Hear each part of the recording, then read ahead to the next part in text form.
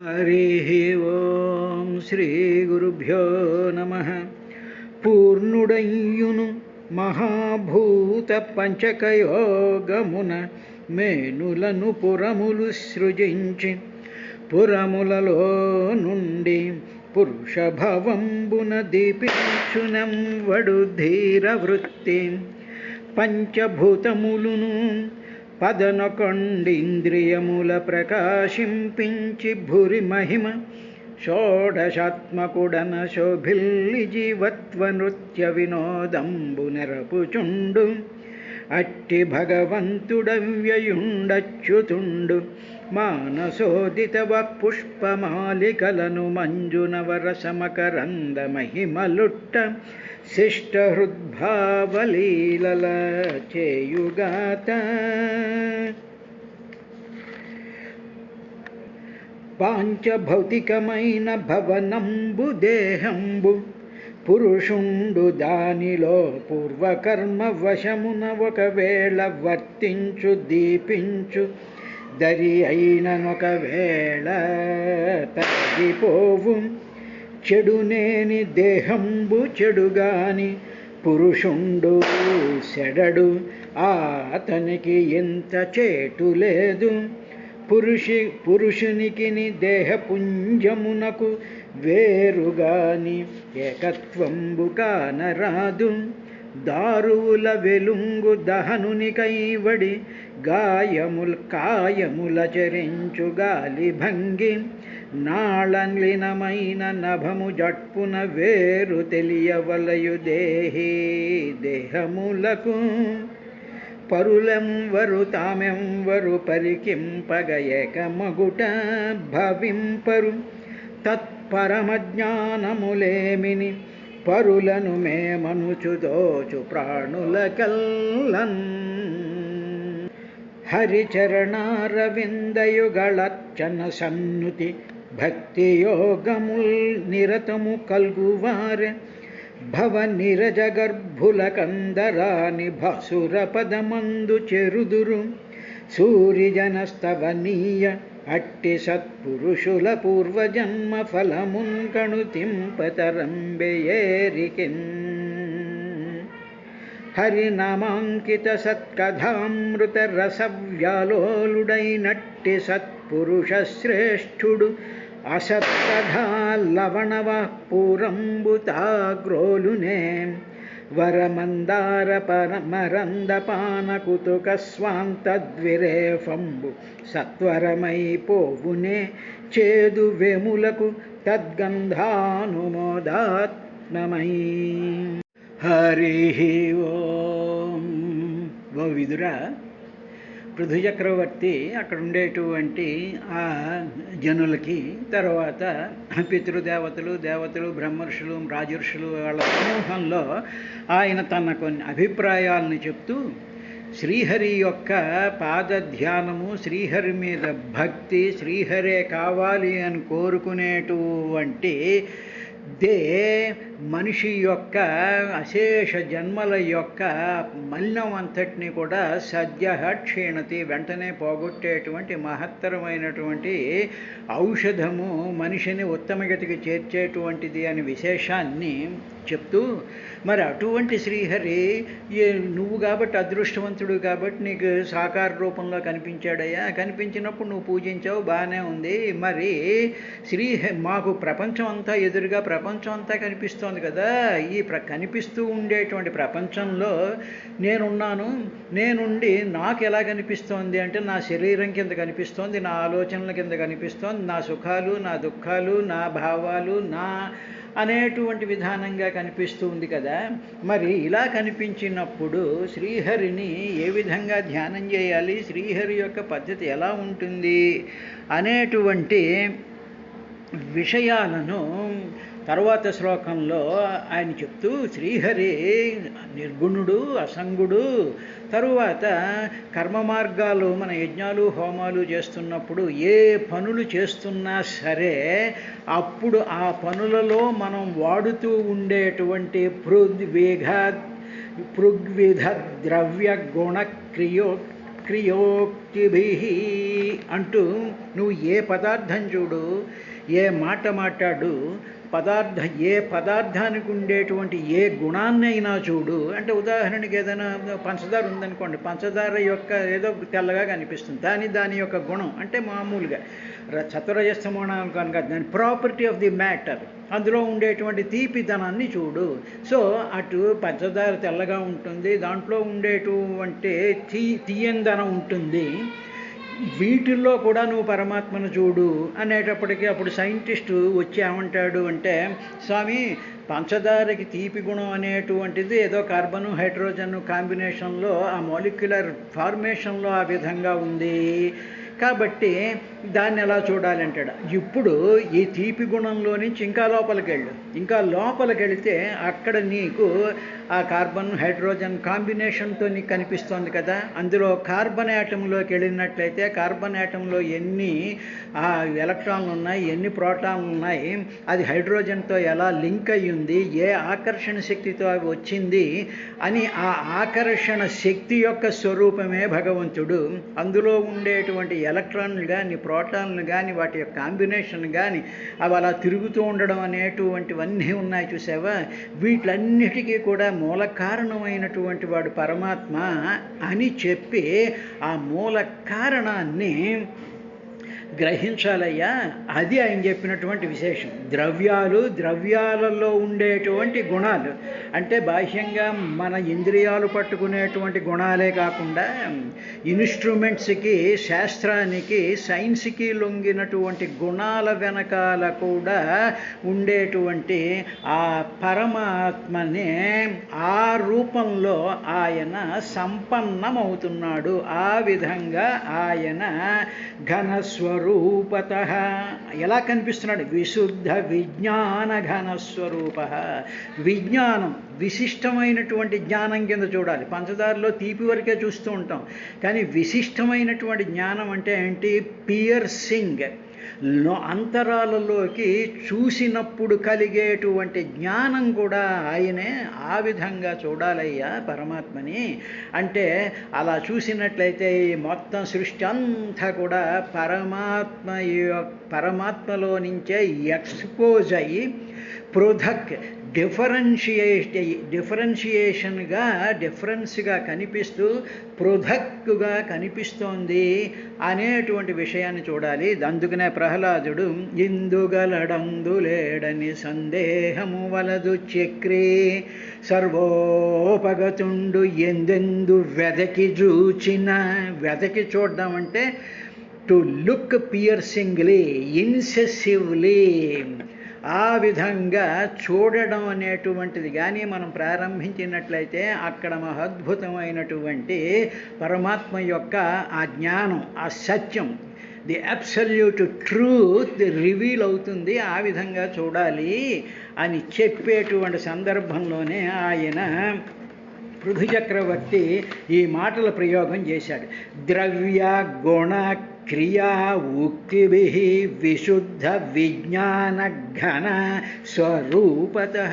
స్వరూపం అసలైనటువంటి the fact behind, the truth behind అనేటువంటి విషయం వరకు చూడాలి తప్ప ఆ పైన ఉండేటువంటి లేయర్స్లో ఉండేటువంటివి మాత్రం సత్యం కాదు. స్వరూపతః ఆ విధంగా చూడాలయ్యా అని చెప్పి చూసేటువంటి వాడు మామూలుగా మనిషి కదండి అని అడిగినప్పుడు దానికి సమాధానంగా చెప్తూ పృథు చక్రవర్తి ప్రధాన కాలాశయ ధర్మ సంగ్రహే శరీరయేష ప్రతిపద్య చేతనాం క్రియాఫలత్వేన విభుర్విభావ్యతే యథా అనలో దారుషు తద్గుణాత్మకః అంటూ ఇంకొక ఆయన లేచి అడిగాడు, మరి శరీరం కదండి అన్నాడు. ఈ శరీరం ఎలా వస్తుందో కూడా చూడాలి. ఆ శరీరం ఎలా వస్తుందంటే ప్రధాన కాల ఆశయ ధర్మ సంగ్రహే శరీరే అలా వస్తుంది అన్నాడు. అంటే ఏమిటి? మాయా ప్రధానం అంటే మాయాశక్తి, తరువాత కాలం, తరువాత ఆశయ ధర్మ సంగతే. ఆశయాలు అంటే మనస్సులో ఆశ్రయించుకుని ఉన్నటువంటి వాసనల యొక్క కలయిక చేత పుట్టేటువంటిది శరీరే, ఈ శరీరం పుడుతూ ఉంటుంది. ఈ శరీరంలో ఇదంతా పదార్థమయమైనటువంటిదే కదా. ఇప్పుడు కాలం కూడా పరమాత్మ స్వరూపం. మాయా శక్తి ఆల్సో కూడా పరమాత్మ యొక్క స్వరూపమే.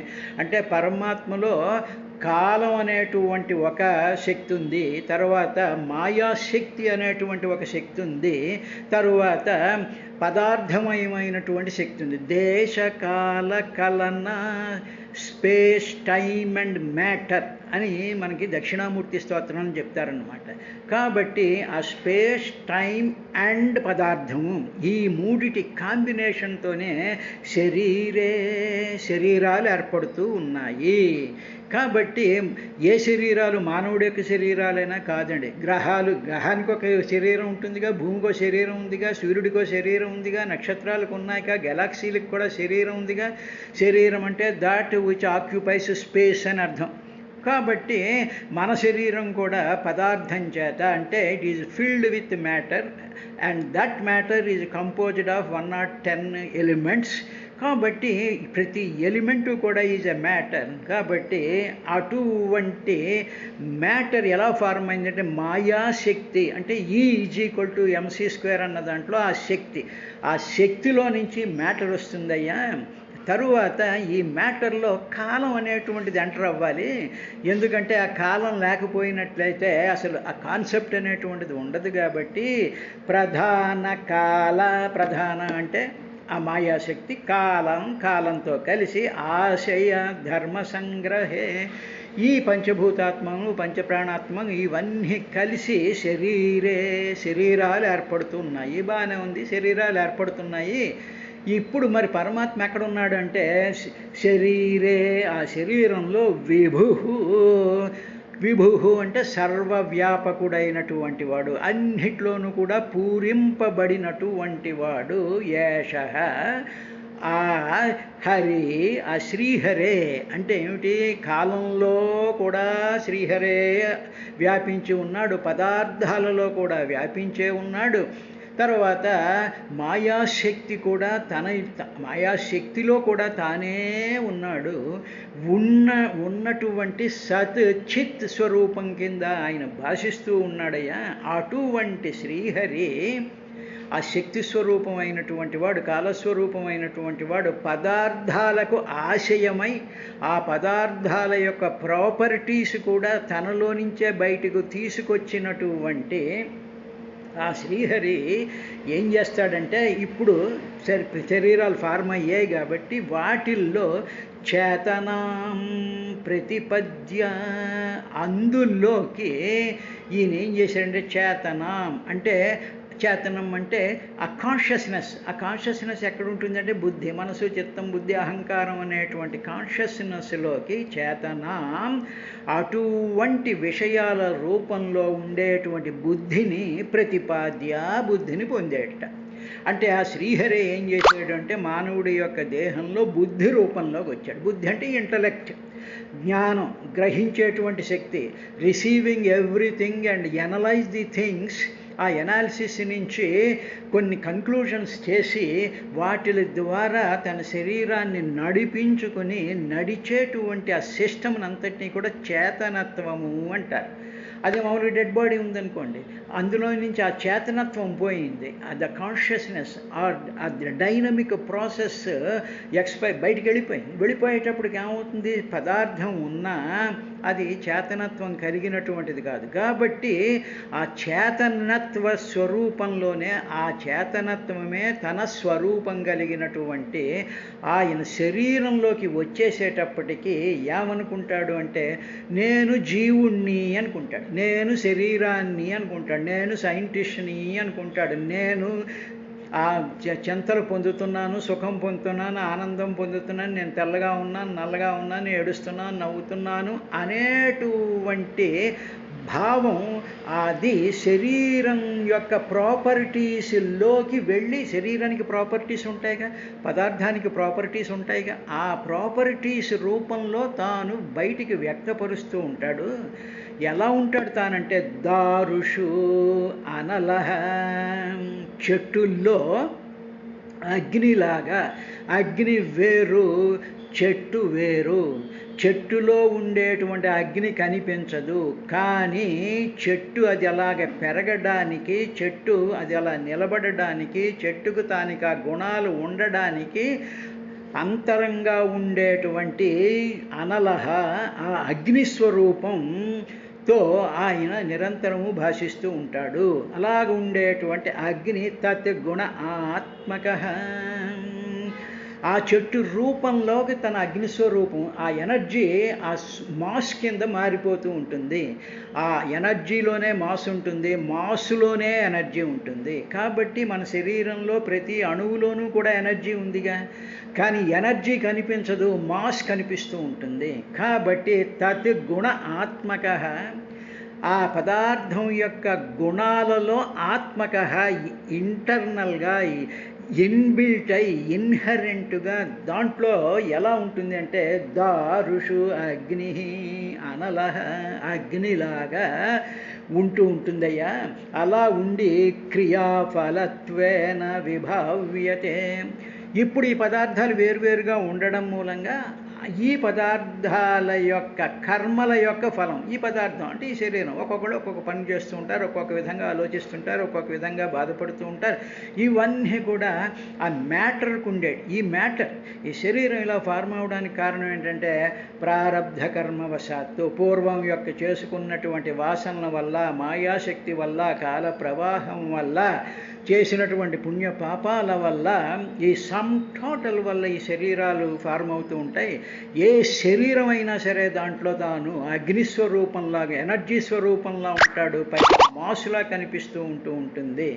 కాబట్టి ఇటువంటి శ్రీహరి నాలో ఉన్నాడు అని చెప్పి పదార్థాన్ని, మన ఆలోచనల్ని, మన బాధల్ని, మన సుఖాల్ని, మన దుఃఖాల్ని, మన సాధనల్ని వీటిని పక్కన పెట్టి పరిపూర్ణంగా ఆ అనల స్వరూపమైనటువంటి, స్వయంజ్యోతి స్వరూపమైనటువంటి ఆ శ్రీమన్నారాయణ్ణే ధ్యానించాలయ్యా అని దానిని ఆ విధంగా ఆయన పృథు చక్రవర్తి అక్కడ ఉండేటువంటి ఆ జీవులకి, అక్కడ ఉండేటువంటి ప్రజలకి, వాళ్ళకి తన అనుభవాన్ని ఆ విధంగా ఆయన అక్కడ ప్రజెంట్ చేశాడయ్యా విదుర అన్న తరువాత ఇంకా పృథు చక్రవర్తి ఏమన్నాడు అనేటువంటిది 36వ శ్లోకంలో, అహో మమామి వితరంచనుగ్రహం హరిం గురుం యజ్ఞభుజామధీశ్వరం స్వధర్మయోగేన యజంతి మమకా నిరంతరం క్షోణితలే దృఢవృతాః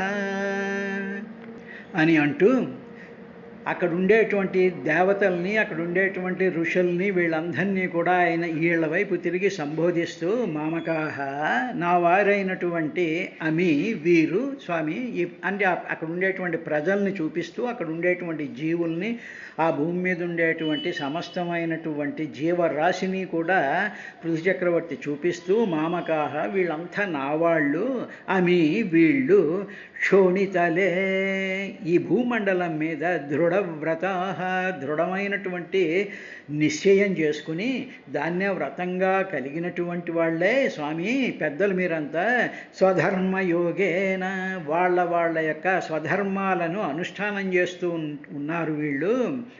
అటువంటి వాళ్ళు ఏం చేస్తున్నారు అంటే, ఈ ప్రజలు, ఈ భూతాలు, ఇవన్నీ కూడా గురుం అంటే, గురుము అంటే మామూలుగా పాఠాలు చెప్పేటువంటి ఉపాధ్యాయుడి దగ్గర నుంచి, ఉపదేశం చేసినటువంటి గురువుల దగ్గర నుంచి, కుండల్ని జాగృతం చేయించినటువంటి యోగుల దగ్గర నుంచి, మహానుభావులైనటువంటి వాళ్ళందరూ కూడా ఉండి మనలో అజ్ఞానం అనేటువంటి చీకట్లను తొలగించి వెలుగుని చూపించేటువంటి ఆ సిస్టమ్స్ని గురువు అంటారు. కాబట్టి గురుం తర్వాత మనకి చెయ్యి పట్టుకుని నడిపించేటువంటి వాడు తండ్రి కూడా, కాబట్టి తండ్రి కూడా గురువు అంటూ ఉంటారు. ఇక్కడ గురుం అంటే సమస్తమైనటువంటి 14 లోకాలకి గురుం తండ్రి అయినటువంటి యజ్ఞభుజాం. తరువాత యజ్ఞభుజాం, యజ్ఞంలో మనం వేసేటువంటి హవిస్సులని భుజించేటువంటి దేవతలు ఉంటారు కదా, ఆ దేవతలకు అధీశ్వరం, అధీశ్వరుడైనటువంటి వాడు, వీళ్ళందరికీ కూడా నాయకుడైనటువంటి వాడు. అంటే ఏమిటి, భూమండలంలో ఉండేటువంటి సమస్త జీవులు కూడా వాటి యొక్క శరీరాలని బట్టి వాటి యొక్క ప్రవర్తనను బట్టి వాటి యొక్క గుణములను బట్టి అవన్నీ కూడా వాటి ధర్మాలను ఆచరిస్తూ అవి జీవితాన్ని సాగిస్తూ ఉన్నాయి. అలాగ సాగించేటట్టు వాటిని నడిపించేటువంటి లోకగురువు అయినటువంటి వాడు గురుం. అన్ని లోకాల్లోనూ కూడా అన్ని జీవుల్ని కూడా ఆ విధంగా నడిపిస్తూ ఉన్నాడు. అంటే ఉదాహరణకి కొన్ని వందల బొమ్మలు ఉన్నాయనుకోండి, కొన్ని వందల బొమ్మలు, రకరకాలైనటువంటి బొమ్మలు ఉంటే ఒక రిమోట్ కంట్రోల్తో ఆన్ చేసామనుకోండి, ఆన్ చేసుకుంటే అన్ని బొమ్మలు ఒక్కసారి రిమోట్ వల్ల అన్నీ ఏ విధంగా అయితే కారు అయితే వెళ్ళిపోతూ ఉంటుంది, ఏదో సింహం అయితే అరుస్తూ ఉంటుంది, ఒక లేడీ అయితే గంతుతూ ఉంటుంది, మానవుడైతే ఏడుస్తూ ఉంటాడు, నవ్వుతూ ఉంటాడు, పెరుగుతూ ఉంటాడు, చెట్లు అయితే పువ్వులు పెరుగుతూ ఉంటాయి, ఇవన్నీ బొమ్మలు అనుకోండి. ఈ బొమ్మలన్నింటినీ కూడా ఒక రిమోట్ కంట్రోల్ చేసేటువంటి వాడు గురుం. వీటిలన్నిటినీ కూడా అలా కంట్రోల్ చేస్తూ వాటిని నడిపించేటువంటి వాడు. ఇప్పుడు సింహం బొమ్మ ఉంది అంటే అది కారు డ్రైవ్ చేయదు కదా, కారు ఉంటే కారు బొమ్మ నడుస్తూ ఉంటుంది, సింహం అంటే సింహం ఎగురుతూ ఉంటుంది, ఏదో అరుస్తూ ఉంటుంది. కాబట్టి ఆ బొమ్మల యొక్క తయారీని బట్టే ఈ ఒకటే ఉండేటువంటి రిమోట్ పనిచేస్తూ ఉంటుంది. ఆ రిమోట్లో నుంచి వస్తున్నటువంటి ఆ ఎనర్జీ సిస్టమ్స్, ఆ సిగ్నల్స్ ఆయా శరీరాలకు తగ్గట్టు పనిచేస్తూ ఉంటాయి. కాబట్టి ఆ రిమోట్ అంటే అన్నిటికీ పైనుండి అన్నిటినీ నడిపిస్తూ ఉండేటువంటి ఆయన ఒక్క జీవరాశులనే కాదు, యజ్ఞభుజాం, యజ్ఞాలలోకి వచ్చి అవి వేసినటువంటి హవిస్సుల్ని తాము తీసుకునేటువంటి దేవతలకు కూడా ఈశ్వరం, అధినాయకుడు. ఈశ్వరం అనేటువంటి దానికి అర్థం ఏంటంటే కంట్రోలర్ అని అర్థం. ఆ కంట్రోలర్ చేతిలో రిమోట్ ఉంటుంది, ఆ రిమోట్ని ఆయన కంట్రోల్ చేస్తూ ఉంటాడు. అలా కంట్రోల్ చేస్తూ అంటే ఇంకేమిటి, అంతకు మించినటువంటి వాడు ఇంకొకడు లేనటువంటి కంట్రోలరు హరిం. అటువంటి శ్రీహరిని నిరంతరం యజంతి. ఈ సమస్తమైనటువంటి జీవులు, నా దేశంలో ఉండేటువంటి ప్రజలు, మహానుభావుల వీరంతా కూడా నిరంతరం యజంతి, నిరంతరం కూడా ఆరాధిస్తున్నారు. ఎందుకంటే వాళ్ళు, నేను ఆ యజ్ఞంలో సాకార స్వరూపుడైనటువంటి పరమాత్మను చూసి ఉన్నానుగా, ఆ సందర్భంలో వీళ్ళందరికీ కూడా ఆయన దర్శనం ఇచ్చాడుగా. కాబట్టి వాళ్ళు నమ్మి అటువంటి హరిం నిరంతరం యజంతి, వాళ్ళందరూ కూడా ఆరాధిస్తూ ఉన్నారు. అహో ఎంత ఆశ్చర్యం అని వాళ్ళలా ఆరాధిస్తూ ఉండడం అనేటువంటి దానివల్ల మమ అనుగ్రహం వితరంతి. వాళ్ళు అలా చేయడం వల్ల నాకు మహత్తరమైనటువంటి అనుగ్రహాన్ని కూడా వాళ్ళు ప్రసాదిస్తున్నారు. అంటే ప్రజల యొక్క మంచి భావన, ప్రజల యొక్క ఆ హరి యొక్క ఆ ఆరాధనల వల్ల ఆ రాజు, ఆ నాయకుడికి, ఆ పరిపాలించేటువంటి వాడికి ప్రజల ద్వారా పన్నులే కాకుండా అనుగ్రహం కూడా వస్తుంది. కాబట్టి it is a mutual transformation of అనుగ్రహ. ఒకళ్ళ నుంచి ఒకళ్ళకి ఈ విధమైనటువంటి సర్క్యూట్ కంప్లీట్ అవుతుంది స్వామి అని చెప్పి ఆ దైవ ప్రార్థన చేసేటువంటి శ్రీహరిని ఆరాధించేటువంటి ఆ ప్రజలని ఆయన మెచ్చుకుని వాళ్ళు ఇంత ఇదిగా చేస్తున్నారు స్వామి అని చెప్పి అక్కడ వచ్చినటువంటి రాజర్షి, బ్రహ్మర్షి, దేవత, పితృదేవతలకి పృథు చక్రవర్తి చెప్పాడయ్యా విదురా అని చెప్పిన తర్వాత ఇంకా ఏం చెప్పాడు అనేటువంటి విషయాన్ని చెప్తూ, మా జాతు తేజ ప్రభవేన్ మహర్భిభిః తితిక్షయా తపసా విద్యయా చ దేదీప్యమానే అజితదేవతానాం కులే స్వయం రాజకులాద్విజానాం. మా జాతు తేజ ప్రభవేన్ మహర్భిభిః తితిక్షయా తపసా విద్యయా చ దేదీప్యమానే అజితదేవతానాం కులే స్వయం రాజకులాద్విజానాం అంటూ అక్కడ చేరుకున్నటువంటి మహర్షులు, రాజర్షులు, దేవతలు, పితృదేవతలు వీళ్ళందరూ ఉన్నారు కదా. వాళ్ళ గురించి అంటూ ఈయన ఏమన్నాడంటే, స్వామి మీరందరూ కూడా బ్రహ్మాండమైనటువంటి తేజస్సుతో వెలిగిపోతూ ఉన్నారు. ఏమిటి మీకు వచ్చినటువంటి తేజస్సు, దేనివల్ల వచ్చింది తేజస్సు అంటే తేజ, మీకుండేటువంటి తేజస్సు, తితిక్షయ, మీలో ఉండేటువంటి మహత్తరమైనటువంటి సహన గుణం చేత, తపస, మీరు ఆచరించినటువంటి తపస్సుల చేత, మరి విద్యయ, విద్య చేత, మీకు తపస్సు ఉంది, విద్య ఉంది, తర్వాత సహనం ఉంది. ఈ 3 గుణాలు ఉండడం చేత స్వయం, మీలోనే స్వయంగా దేదీప్యమానంగా ప్రకాశిస్తూ ఉందయ్యా మహత్తరమైనటువంటి వెలుగది. ఆ వెలుగు ఏం చేస్తోంది అంటే, మీలోనే కాదు, అజిత దేవతానాం ద్విజానాం, అంటే అజిత దేవతానాం అంటే పరాజయం ఎరగనటువంటి శ్రీహరి ఏ దైవముగా కొలిచేటువంటి ద్విజానం, వేదవేత్తలు, బ్రాహ్మణులు, భక్తులు, మీలాంటి ఋషులు, వీళ్ళందరూ కూడా ఆ శ్రీహరిని ప్రార్థించడం వల్ల మీలో ఆ తేజస్సు ఉన్నది. ఆ తేజస్సు సహనం చేత, తపస్సు చేత, మీలో ఉండేటువంటి విద్య చేత అదంతా ఉంది. అటువంటి మీ తేజస్సుని మా రాజులకి సంబంధించినటువంటి రాజకులంలో ఉండేటువంటి మా తేజస్సు చేత కానీ, మా సంపదల చేత కానీ మీ మీద ఏ విధమైనటువంటి జాతు మా ప్రభావేత్, మా యొక్క తేజస్సు, మాకుండేటువంటి బలం మీ మీద ఏ విధమైనటువంటి ప్రభావం చూపించకుండా ఉండుగా